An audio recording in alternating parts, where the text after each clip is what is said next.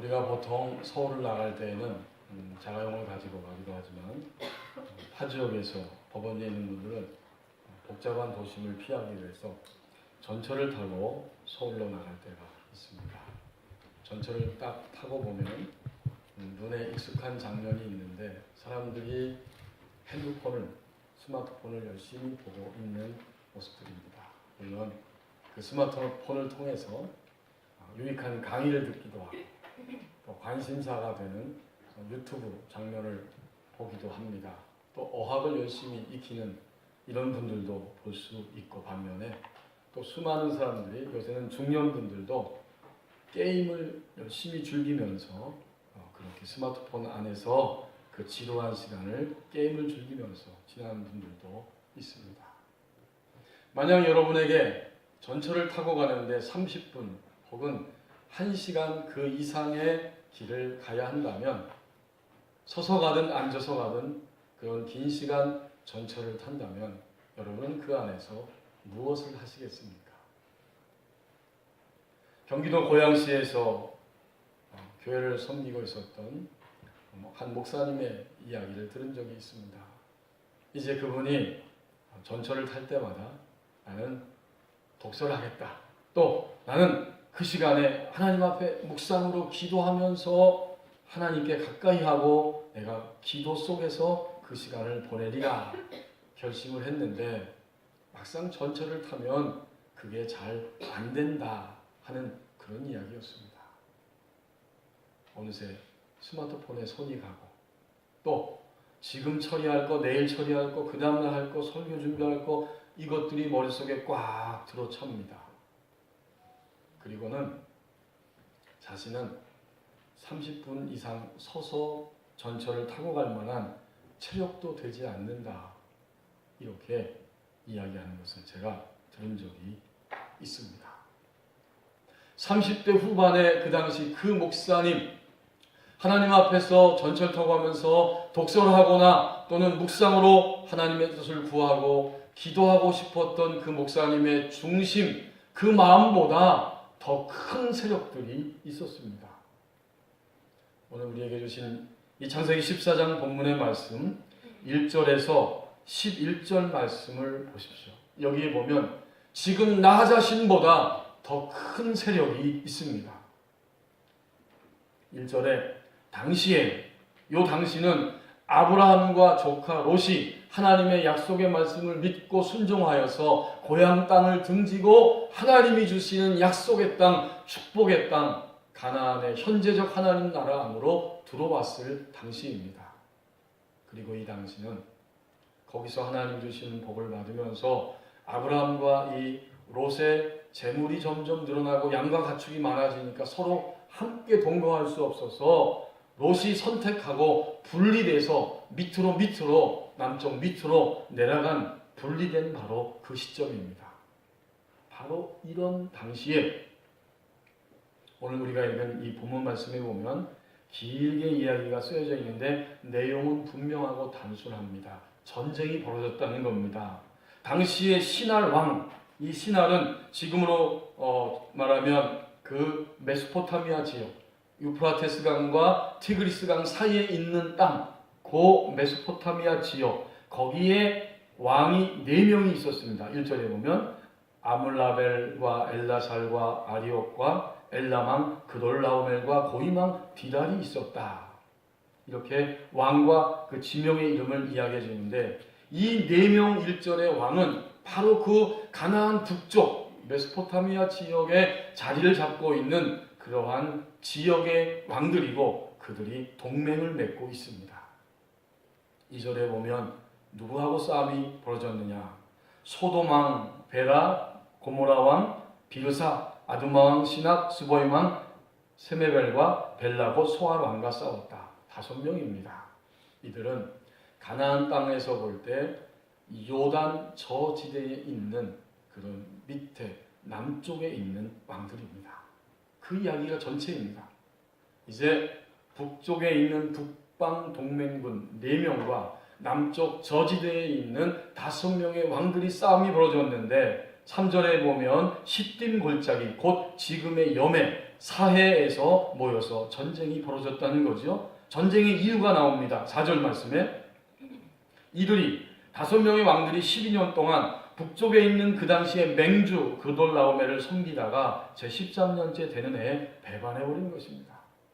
조공을 바치다가 나는 더 이상 너희들에게 속국이 될 수 없다 우리는 하고 5명의 그 남방의 연합 동맹군들이 북쪽에 있는 그 연합군들 그들에게 그만 등을 돌리고 만 것이죠. 그래서 싸움이 벌어집니다. 사해지역, 염해지역, 시딤 골짜기에서 싸움이 벌어집니다. 이제 북쪽에 있는 그 북방 연합군들이 5절부터 7절 말씀에 보면 남쪽으로 계속 치면서 내려오고 있습니다. 그리고 8절에 남쪽 지역에 있는 소돔왕 고모라왕을 비롯한 이 5명의 왕들도 진을 치고 맞붙었습니다. 결과는 어떻게 됐을까요? 우리가 읽은 본문이 보여주는 대로 드디어 10절 말씀에 그 힌트가 나오죠. 시딤 골짜기에는 역청 구덩이가 많았는데 소돔왕과 고모라 왕이 달아났다는 겁니다. 즉 북쪽에 있는 메소포타미아 지역의 연합군 동맹군들에 의해서 남방 연합군들이 패배하는 것입니다. 그리고 그 가운데 우리가 익히 이름을 들었던 소돔과 고모라 거기에 왕들이 달아나고 있고 달아나다가 병사 몇 명은 그 역청 구덩이에 빠졌고 나머지 병사들은 산으로 도망갔다. 전쟁의 결과가 이렇게 결정되어 버렸습니다. 역청 구덩이는 오늘날로 말하면 아스팔트 같은 것입니다. 지금도 이 사해 부근에는 길이가 35m, 깊이가 5m나 되는 그런 역청 구덩이들이 지금도 있다고 합니다. 막 군사들이 도망가다가 거기에 빠진 것입니다. 이제 11절 말씀, 네 왕이 북방에 있는 메소포타미아 지역의 승리자 네 왕이 소돔과 고모라의 모든 재물과 양식을 빼앗아가 버렸다. 이렇게 말씀합니다. 오늘 본문 1절부터 11절까지에 등장하는 이 5명의 왕, 4명의 왕들은 곧 우리 성도들의 외부적인 환경과 또 그들이 그 외부적인 환경과 맞서면서 그 도전 앞에서 휘청거리고 믿음을 빼앗기고 넘어지고 있는 장면을 보여주는 말씀입니다. 왜요? 이들은 지금 아브라함과 이 조카 롯은 하나님이 말씀하시는 가나안 땅에 들어와 있음에도 불구하고 주변에 있는 이런 여러 왕들, 환경들, 사람들에 의해서 휘청거리고 있다는 사실을 통해서 우리는 그 말씀을 분명히 깨닫습니다. 서울 온누리교회 출석하는 민집사님이라고 하는 여자 집사님 계시는데 아이를 둘을 낳고 생활하고 있습니다. 그런데 자꾸자꾸 이 집사님 마음에 아이들을 보면 분노가 일어나고 소리를 지르고 아이들을 좀 심하게 야단을 칩니다. 금방 돌아서서 내가 이러면 안 되지 하고 하나님 앞에 회개합니다. 하지만 회개하고 나도 또다시 그런 분노의 마음이 끌어오르고 아이들은 그걸 보면서 주눅이 듭니다. 그럼 또다시 죄책감에 사로잡힌다는 겁니다. 이러기를 반복하다가 그 교회에서 열린 기도 모임에 참석했습니다. 기도학교에 가서 계속 참여하면서 하나님 앞에서 자신의 모습이 깨달아지기 시작합니다. 내가 왜 이렇게 분노하고 힘들어하는가 하고 주님께 울면서 기도하고 있는데 학창시절에 아이들이 자기한테 하는 말이 떠오르는 거예요. 그 장면이. 너는 너무 완벽하고 아주 차갑기 때문에 너는 나의 친구가 될 수 없어. 내가 싫어. 그런 장면.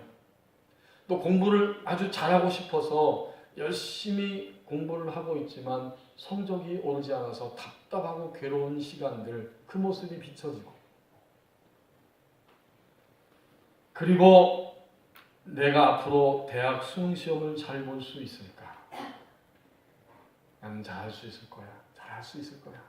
이렇게 겉으로 선포하지만 속은 여전히 염려하고 불안해하고 있는 그 모습이 생각이 납니다. 이 민집사님은 겉으로 보기엔 굉장히 자신감이 넘쳤지만 속에는 늘 불안한 마음, 두려운 마음이 그 안에 도사리고 있었다는 겁니다. 수능시험 보는 날 이제 고사장에 가서 너무 긴장을 하다가 그만 졸음을 이기지 못해서 답안지를 제대로 작성하지 못하고 자신이 생각했던 원하던 결과가 아니고 이제 제대로 대학을 가지 못했습니다. 그날 이후로 큰 패배감을 가지고 그는 살아갔다고 합니다. 이런 장면이 계속 떠오르는 거죠. 그래서 어른이 된 다음 두 아이의 엄마가 되었지만 고3 아이들이 수능 시험 치는 날이 되면 그날만 되면 그 아이들 보면서 자기 가슴도 떨리고 눈물이 끊임없이 흘러나오는 것을 주체할 수 없었다는 거예요.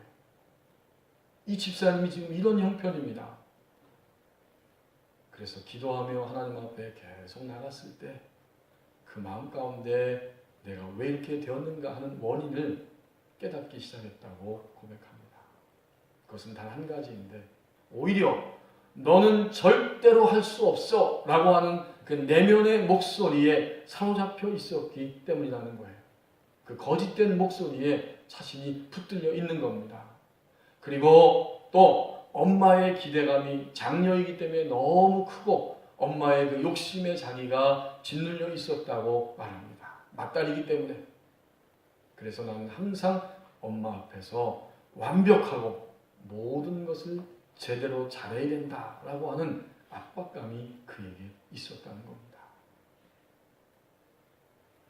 학창시절 그리고 두 아이의 엄마가 된 이후에도 민집사님보다 더 큰 세력이 그 안에 있었던 것입니다.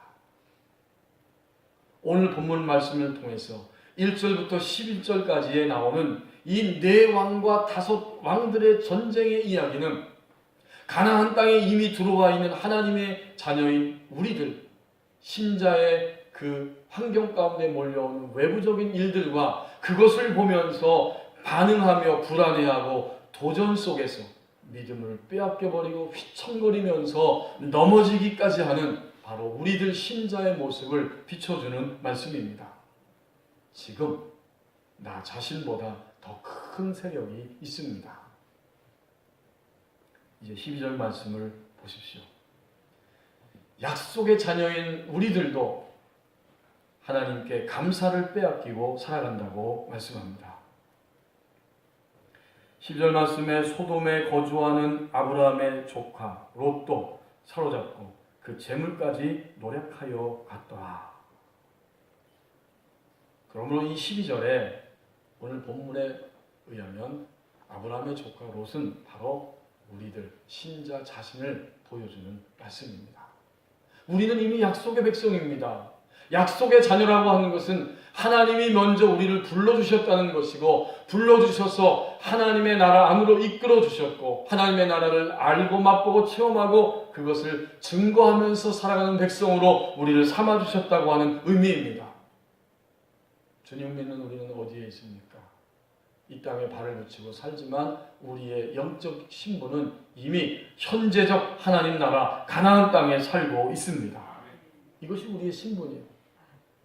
그럼에도 불구하고 하나님 나라를 기뻐하고 즐거워하고 맛보고 동시에 증거하면서 살아가는 하나님 나라, 하나님의 약속의 백성으로 우리는 살고 있는가? 약속의 자녀들의 법칙은 이런 것입니다. 하나님이 이 땅에 나를 보내셨는데 이제 내가 주님 믿고 하나님의 자녀, 언약의 자녀가 되었을 때 하나님은 이 땅에 사는 동안 끝까지 영원토록 언제 어디서나 24시간 나와 함께 계시고 그렇기 때문에 동시에 나도 이제는 하나님의 편에 서서 나의 인생을 달려갑니다. 이것이 바로 언약의 백성, 하나님의 약속의 자녀들의 살아가는 삶의 법칙입니다. 우리는 종종 반쪽 진리만을 붙잡고 생각하고 이야기하며 살아갑니다. 내가 하나님 믿지만 하나님은 나를 사랑하지 않는 것 같아. 내가 아무리 기도해도 나와 함께하지 않고 내 곁에 계시지 않는 것 같아. 이렇게 말하면서 하나님을 의심하고 또 하나님 앞에 회의를 가지고 하나님을 멀리 떠나는 이런 일들이 종종 있습니다.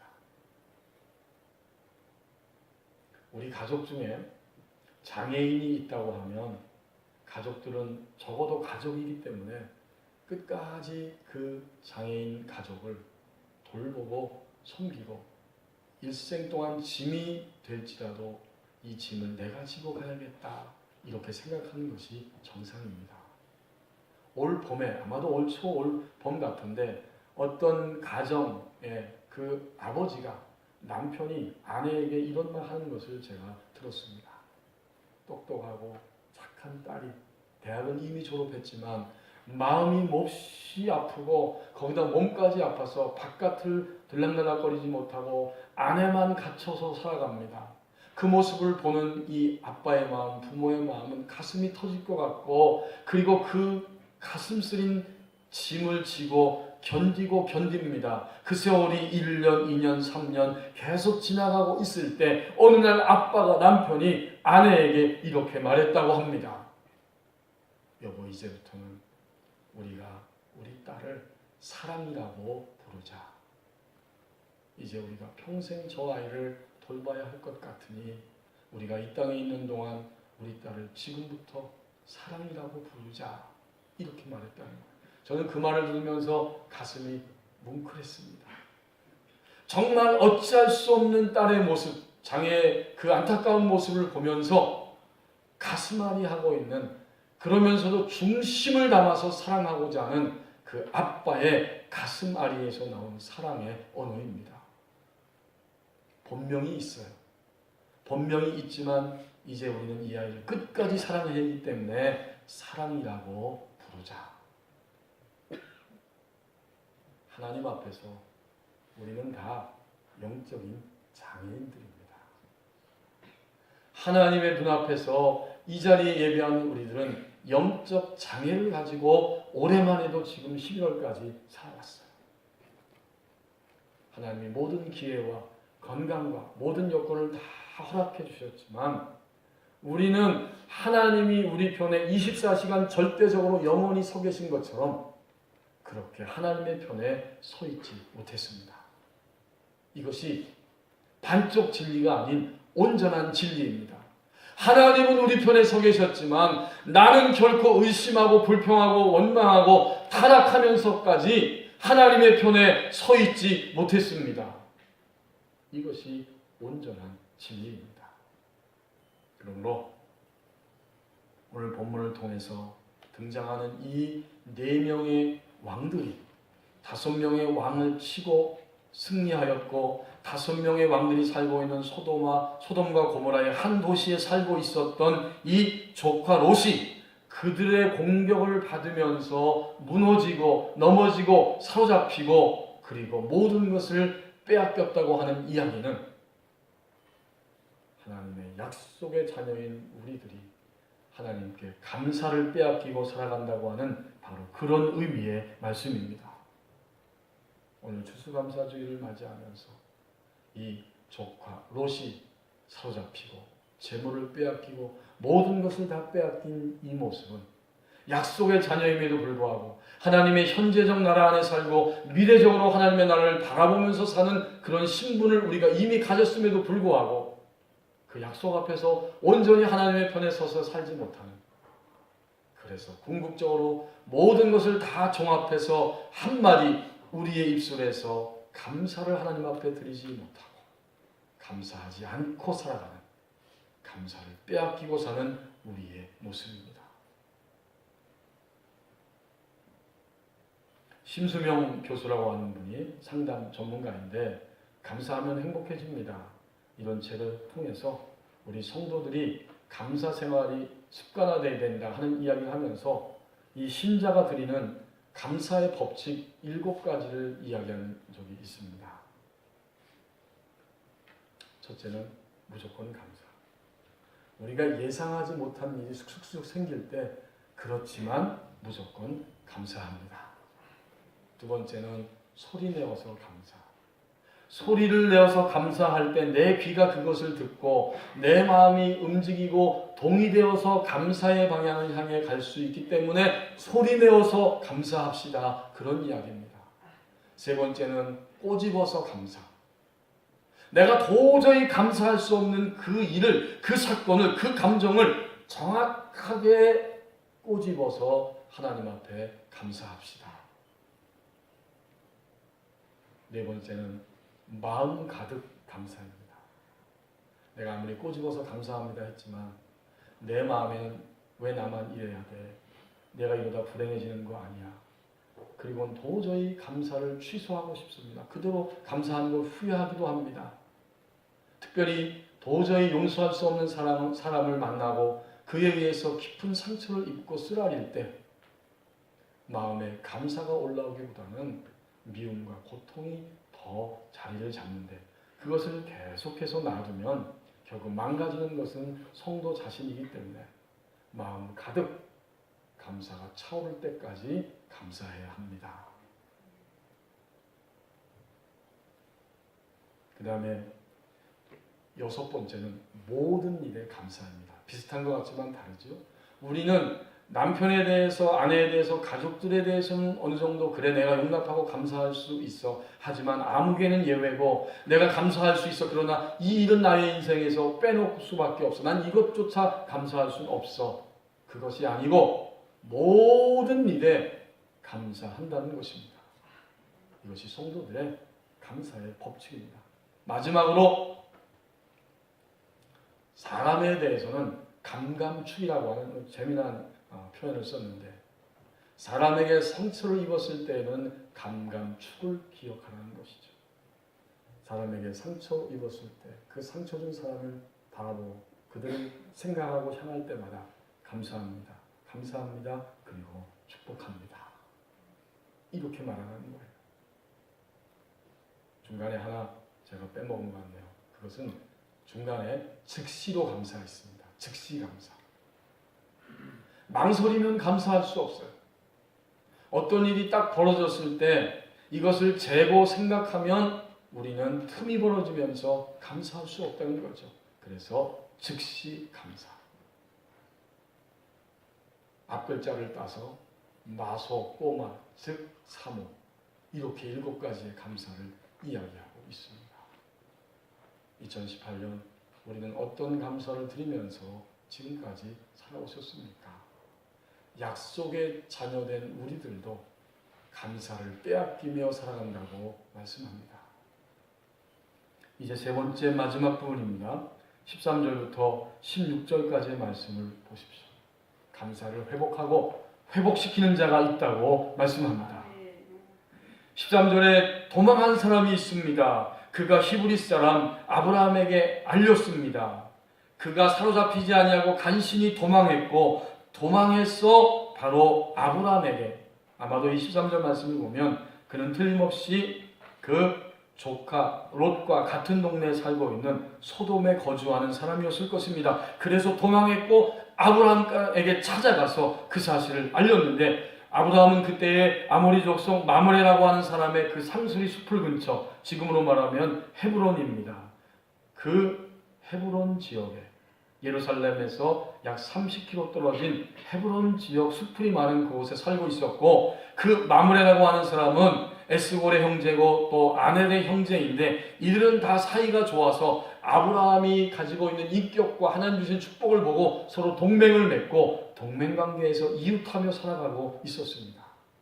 그래서 마므레가 주인이지만 그의 상수리 숲풀 근처에 아브라함이 자리를 잡을 수 있었고 거기서 함께 동맹하며 살아갑니다.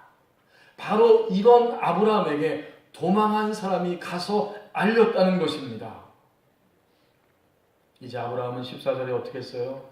그의 조카가 사로잡혔음을 들었습니다. 즉시로 일어나서 자기 집에서 길러서 훈련시킨 사람들 318명 함께 거기서 태어나서 같이 종노릇했던 사람들, 그리고 훈련되어서 말하자면 그 거주지와 그 모든 것을 지키고 있는 이런 훈련된 병사 318명을 거느리고 단까지 쫓아갔습니다. 그리고 15절 말씀 보면 그들이 밤에 일어나서 그 부대를 나누어서 함께 쳐부수고 다메섹 왼편 호바까지 쫓아갔다. 우리 이렇게 쭉 읽고 있는데 이것은 정말 엄청난 일이었습니다. 아브라함이 머물고 있는 헤브론, 거기서 적어도 북쪽으로 계속 전진해서 올라가서 240km 이상을 가야 하는 그 먼 거리가 바로 15절에 나오는 다메섹 왼편 호바까지 쫓아갔다 그 말입니다. 교통이 발달하지 않은 그런 이 고대 시대에 240km를 간다는 것은 엄청납니다. 부산까지가 430km 정도 된다고 하죠. 근데 그 절반 가까이를 이들이 올라간 것입니다. 교통도 불편하고 운송수단이 발달하지 않은 그 시대에 이런 엄청난 일을 지금 아브라함이 실행하고 있습니다. 결국 13절에서 이 15절, 16절까지의 말씀은 감사를 회복하는 사람이 있고 감사를 회복할 뿐만 아니라 회복하면서 다른 사람들도 감사의 자리까지 이끌고 가는 그런 아브라함과 같은 사람이 있다는 말씀을 우리에게 보여주고 있습니다. 13절에 도망 나온 사람은 감사를 회복하는 그런 과정에 있는 사람이죠. 그는 결코 사로잡히지 않았습니다. 빠져나와서 도망 나와서 감사의 자리를 향해 걸어가고 있는 사람이 있고 또 한 사람 아브라함은 자신 안에 있는 감사를 빼앗기지 않고 살아가다가 다른 사람들까지도 감사의 자리로 회복시켜가고 있는 바로 그 한 사람의 모습입니다.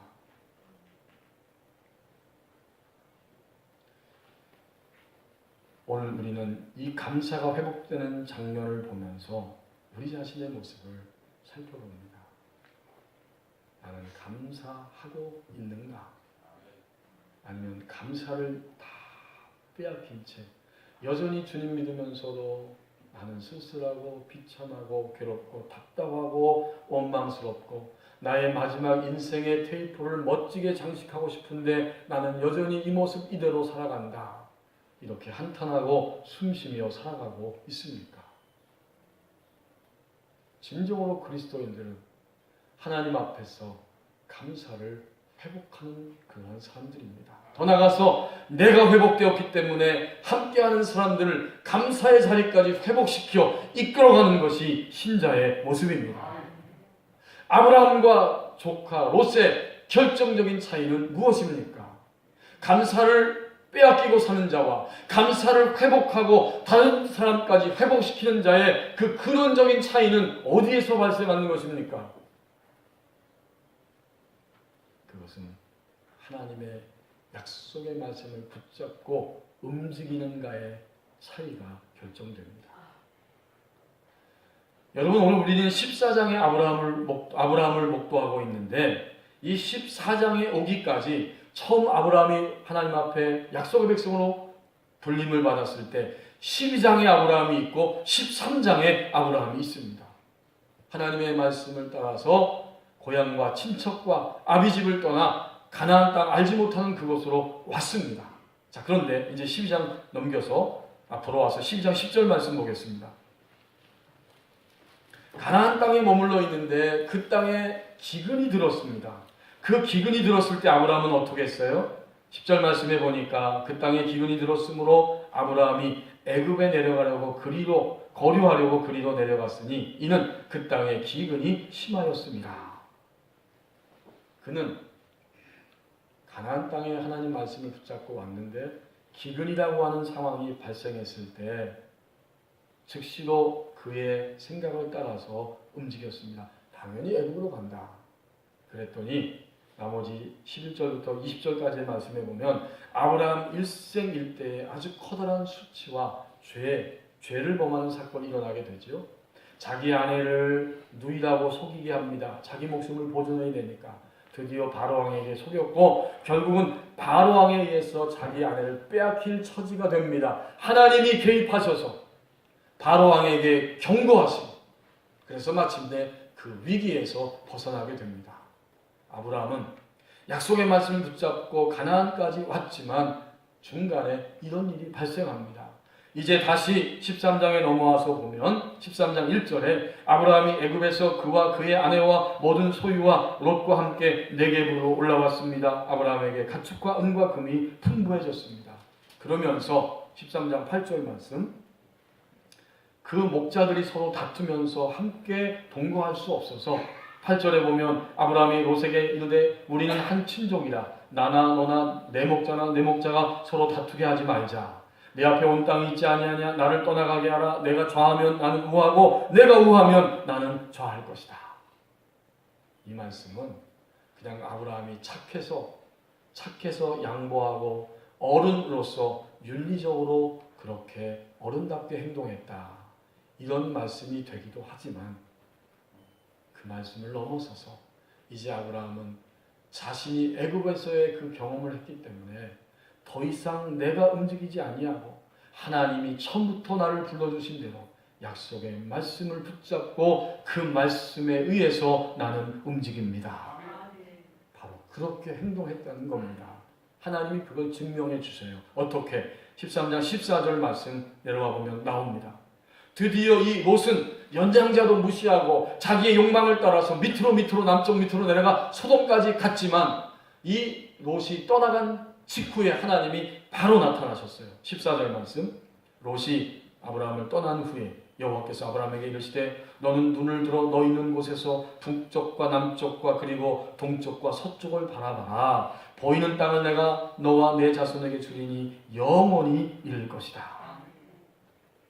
종과 횡으로 다녀봐라. 그 땅도 다 내게 줄 것이고 또 땅의 티끌과 같이 그렇게 내 자손이 많아질 것이다.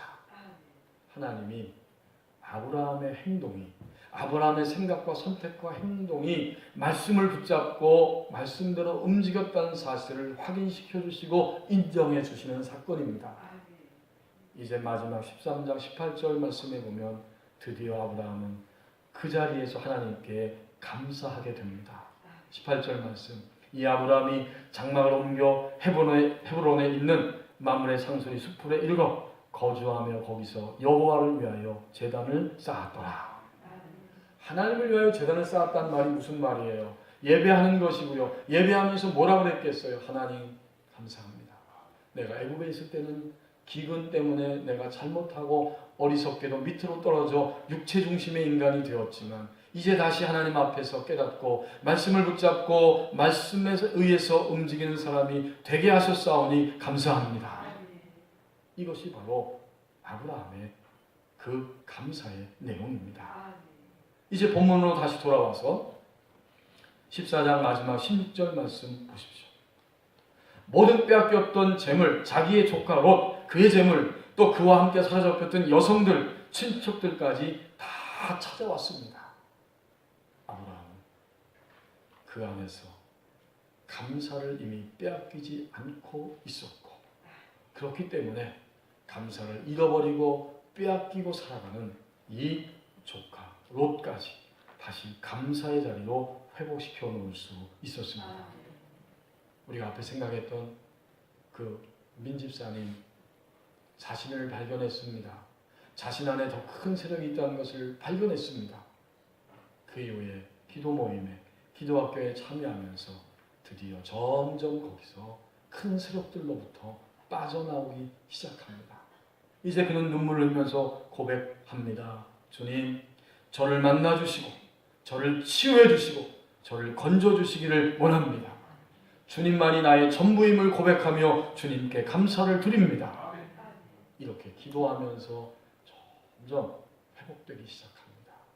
그의 얼굴이 밝아지고 주변 사람들에게도 다 그것이 증거가 되고 가정에 돌아가서도 전처럼 똑같은 상황이 발생하지만 소리 지르지 않을 수 있는 자신을 제어하면서 갈 수 있는 이런 내적인 힘이 그의 안에 솟아난다고 고백합니다.